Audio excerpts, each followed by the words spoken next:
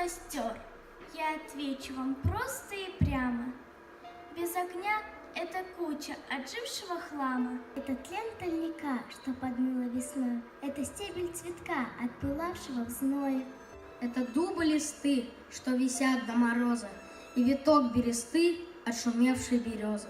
И пенечек сухой, что не спеша заслеет, и подсолнух сухой с перекрученной шеей. То, что взгляд удалось, было в сумраке взято.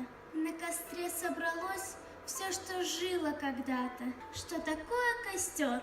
Это добрый, высокий огонь. Протяни к нему руки, обнявшись ладонью в ладонь. И присядь, и побудь, чтобы вдоволь погреться. Грейся, но не забудь, ты к огню приглядеться. Если б не было тьмы, ты увидел бы проще. Дым похож на дымы зеленеющей рощи.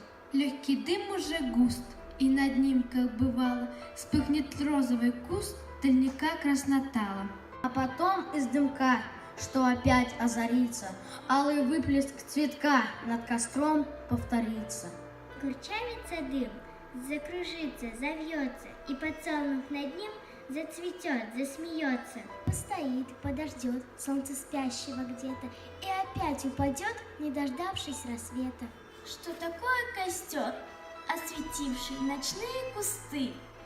Это час воскресенья былой красоты.